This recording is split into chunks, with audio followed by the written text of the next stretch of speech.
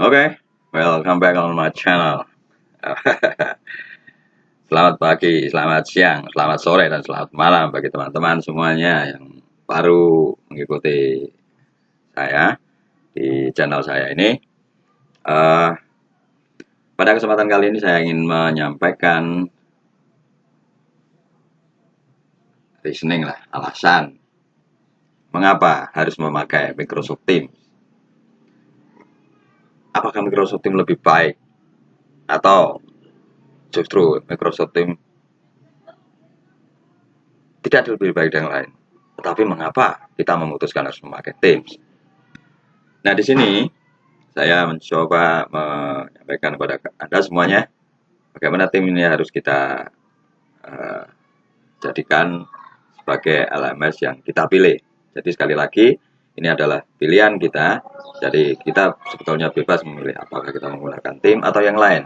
Tetapi di sini kami akan memberikan mengapa kita harus menggunakan. Itu ya teman-teman. Nah,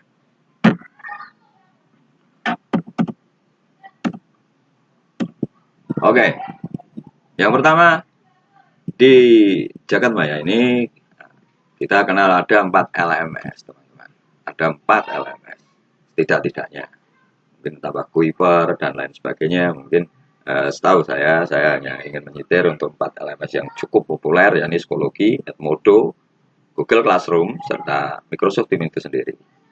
Nah, sekali lagi ini adalah platform LMS, Learning Management System. Jadi Learning Management System berbeda dengan aplikasi-aplikasi yang lain. Memang ini dikhususkan untuk pembelajaran. Nah, apakah aplikasi lain tidak bisa dilakukan atau digunakan sebagai media pembelajaran? Tentunya bisa. Tentunya bisa, sangat-sangat bisa. Tetapi tidak akan seefektif, efisien, dan terstruktur serta sistematis seperti halnya dengan platform-platform LMS. Nah, apakah WA ini bisa kita masukkan sebagai suatu LMS? Saya mengatakan WA bukan LMS. WA adalah aplikasi chat. Sekali lagi, WA itu adalah aplikasi chat yang memang sama seperti aplikasi-aplikasi chat lain. Kita bisa gunakan juga Line, WeChat, atau yang sekarang juga cukup populer, Telegram. Itu semuanya kita bisa pakai juga untuk pembelajaran. Tetapi ini bukan aplikasi LMS, sekali lagi. Jadi, pilihan kita tadi hanya ada 2. Di antara Google Classroom yang kita kenal atau Microsoft Teams. Nah, ini karena suatu hal yang baru di tim, maka mungkin ini ada beberapa tanggapan, reaksi dari teman-teman. Saya mengucapkan terima kasih kepada teman-teman semuanya, baik itu tanggapan yang positif ataupun yang negatif. Tetapi pada prinsipnya saya akan mencoba menyampaikan alasan-alasan di versi saya ataupun menurut pengamatan saya, menurut pendalaman yang saya lakukan, kita sebaiknya menggunakan tim. Tadi sudah saya sampaikan, kita akan coba membandingkan apa kelebihan Google Classroom, kelebihan Microsoft Teams dibanding Google Classroom. Nah, Office 365 dengan timnya itu ada beberapa kelebihan menurut saya dibanding Google Classroom. Jadi sama-sama sebetulnya, sama bagusnya, sama untuk fitur-fiturnya juga oke, tetapi ada beberapa hal yang memang bisa menjadi kelebihan daripada Google Classroom. Itu versi saya sih. Jadi Anda bisa lihat apa saja yang bisa kita dapatkan di Google Classroom. Di Google Meet. Di Microsoft Teams, maksud saya kalau nanti kebetulan. Di Microsoft Teams. Oke. Nah, saya ingin juga menyampaikan dulu. Menurut ada beberapa teman yang menyatakan aplikasinya berat. Berat. Apakah betul aplikasinya berat? Kita coba lihat. Nah, kita akan coba buka di HP. Ya. Belakangan kalian bisa Versa ini bisa lihat di sini bagaimana. Apakah ada perbedaan yang signifikan antara Google Classroom dengan Microsoft Teams. Jadi Anda bisa mainkan, coba kita lihat mainkan.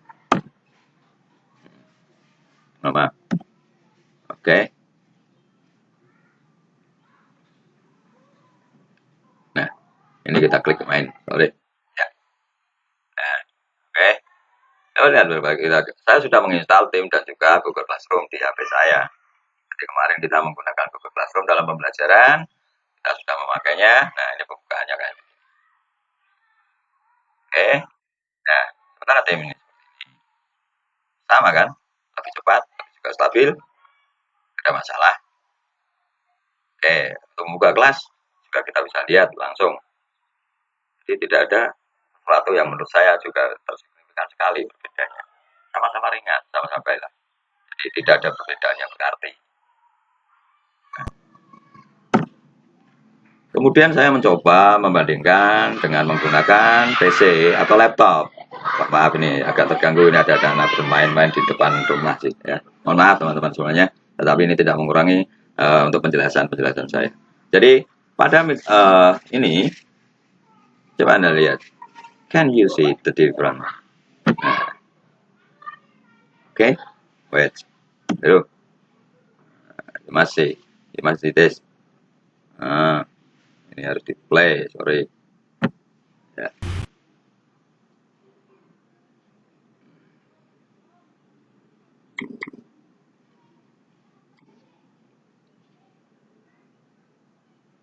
Oke.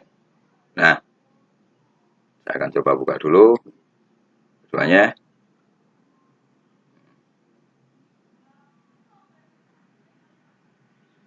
Oke, kita awali dengan Classroom dulu.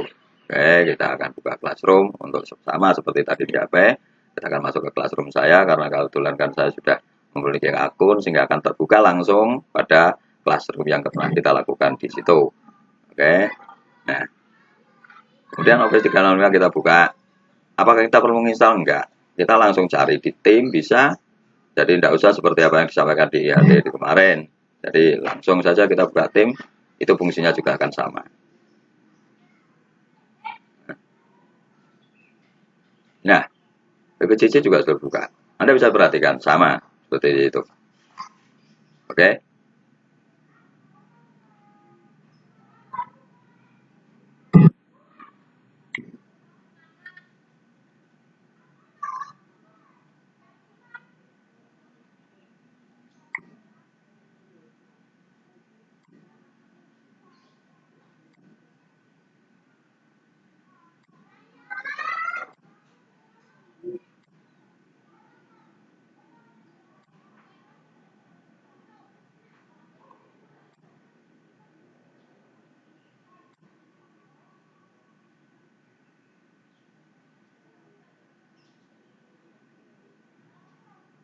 Oke.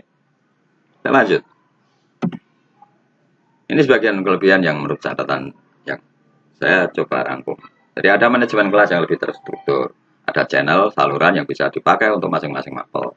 Jadi kita memang sudah susun untuk manajemen kelas itu dengan cara seperti kemarin yang sudah sampaikan di grup WA.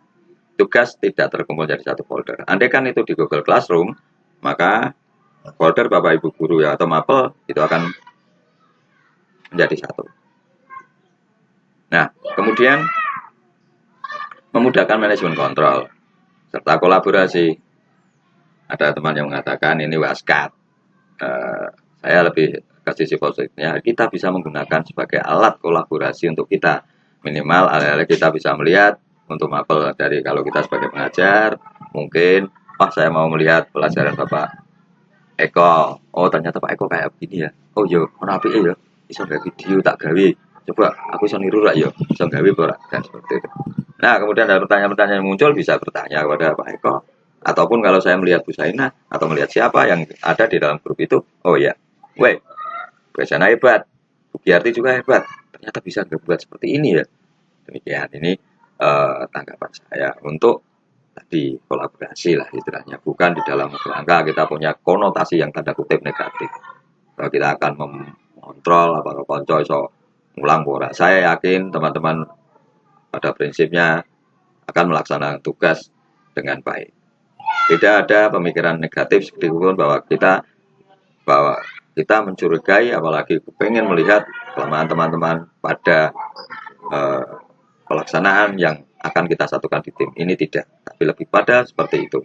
Jadi saya lebih melihat pada fungsi positifnya, yakni oh ya, kita bisa bersama-sama belajar bersama, karena ini semua adalah pembelajar. Kita belajar bersama sesuatu hal yang baru.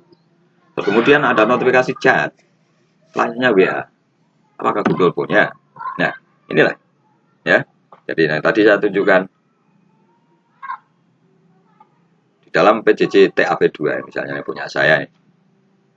Ada kimia, seni budaya, simkomdik, dan 12 saluran tersembunyi itu bisa diklik, bisa dilihat, ada mapel-mapel di dalamnya. Nah, kemudian chatnya juga powerful. Chat itu sudah seperti WA. Jadi apa?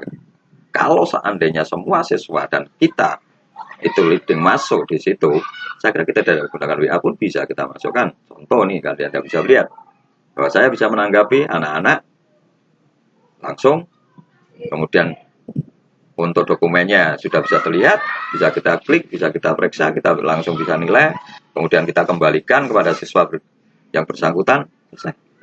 Dan chatnya itu Anda perhatikan bisa kita memberikan lampiran, emojinya pun bisa lebih kayak GIF itu. Jadi ada GIF-nya juga dan lain sebagainya. Kita bisa bahkan mengirimkan video atau berbagi video, langsung melakukan video conference itu bisa, tetapi saya menyarankan tidak menggunakan video karena berat. Tapi kalau video untuk kita tidak streamline ya, jadi tidak streaming maksud saya. Jadi itu PowerPoint dan sebagainya.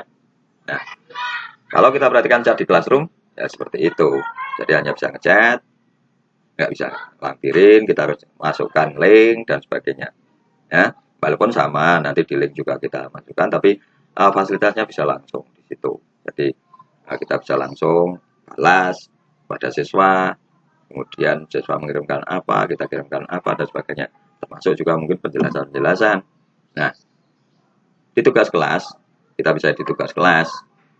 Tugas kelas yang sudah ada, misalnya kita bisa pakai lagi, walaupun di Google juga ada, Google Classroom maksud saya, ada, tetapi cara memindahkannya juga. Tapi kalau ini kita bisa langsung gunakan yang sudah ada, kita edit, sesuaikan dengan kelasnya kita isikan, kemudian diedit pada salurannya, tidak ditaruh di saluran umum, tapi ditaruh di saluran mapel kita, sehingga akan muncul seperti itu. Jadi ini saya kira akan muncul seperti ini teman-teman. Jadi sudah tugas kimia ini muncul di saluran kimia itu. Oke, ini saya tunjukkan untuk bagaimana kita memanage tugasnya. Misalnya tadi yang dikembalikan. Jadi siswa sudah ternilai di sini, nilainya 85, dikembalikan. Yang Arina ini kalau tidak ada gambarnya, saya komen, gambar apa, lihat kembali tugasnya, oke, dan sebagainya. Berarti nilai belum kita isikan. Kemudian ini anak yang untuk Aditya, sudah kita kembalikan, nilainya bagus, perfect, karena dia sudah mengerjakan di dalam PDF. Nah, itu adalah parameter yang saya sampaikan di tugas adalah nilai yang tertinggi. Oke, atau bagaimana? Ini, jadi lalu Classroom sendiri, tugas Classroom ini ya seperti ini, sama dan nilainya ada sama, kemudian kita tampil shot, tapi tadi nilai plusnya diumpan balik menurut saya. Jadi kita bisa langsung memberikan motivasi, dorongan, ya. Jadi apapun hasil yang sudah dikerjakan anak, kita komen dengan baik, itu saya kira itu akan memberikan motivasi kepada anak, pada siswa. Fitur keren lainnya, nah, sekarang ini yang lebih keren lagi teman-teman. Ini yang aku suka, yang gue suka, karena pelajaran saya membutuhkan ini. Pelajaran saya, dan banyak pelajaran yang pasti juga bisa membutuhkan. Kadang-kala kita itu bosan dengan PowerPoint, kita pengen rangkai kayak Pak Darto. Seperti teman yang kemarin mengunculkan videonya ini Pak Darto. Beliau melihatkan video pada saya di grup, ya toh. Nah, ini akan kami tunjukkan. Jadi ada, kalau Pak Darto pakai whiteboard sungguhan, ini whiteboard yang ada di awan. Ya, jadi ini punyanya Microsoft, bisa kita pakai, spidolnya macam-macam, penghapusnya sudah tersedia. Nah, kita bisa pakai ini semua tool ini. Jadi kita coba tunjukkan pada teman-teman semuanya. Nah, seperti ini. Nah, ini sudah saya gunakan untuk membuat contoh.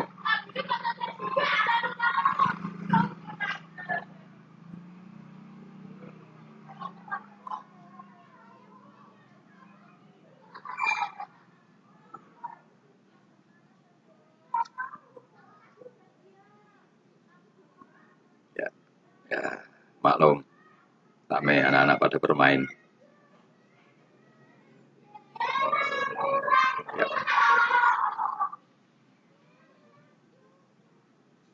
maaf.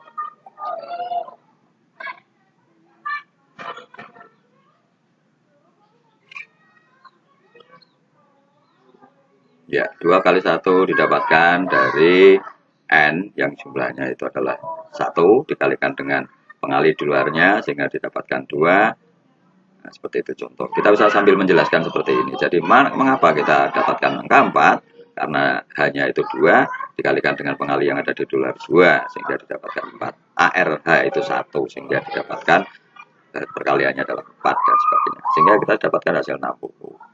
Demikian ini kalau kita mau menjelaskan sambil ngomong, sambil berbicara kepada anak, langsung direkam dan sebagainya ini kan seperti saya merekam saat ini. Nah, oke. Demikian. Tuh. Fitur ini kalau mau videonya berat, ya kita hasil akhirnya saja yang kita screenshot. Kita sampaikan seperti itu. Dan ini sebagai contoh juga dalam pekerjaan soal. Kita berikan latihan dengan tulis tangan dan bagian ulangan pun dengan tulis tangan. Monggo itu kreativitas dari kita semuanya. Oke. Dan yang lebih utama tadi bahwa kepentingan siswa. Kita berbicara untuk kepentingan siswa. Jadi kalau siswa terlalu berat, maka kita berusaha bagaimana untuk memperkecil itu. Tapi utama adalah kepentingan siswanya adalah bukan pada ini kita tidak bicara dengan problem-problem yang menurut saya itu di suatu masalah yang lain ya. Kalau siswa tidak bisa mengikuti, siswa tidak bisa punya gadget, tidak ada pakai data, ya jangan berbicara pada masalah pembelajaran online. Jadi memang itu kendala yang kita hadapi semua dan itu sudah ditunjukkan oleh Pak Rudi, ya kan? Kendala nasional yang seperti di IHT sudah terkuat. Siswa kita tidak punya HP, tidak punya itu dan banyak seperti itu. 3 hal utama itu yang menjadi persoalan. Jadi ini adalah persoalan lain yang saya kira tidak masuk di situ. Kalau kita bicara di sini murni pada keadaan apakah LMS ini layak untuk kita pakai.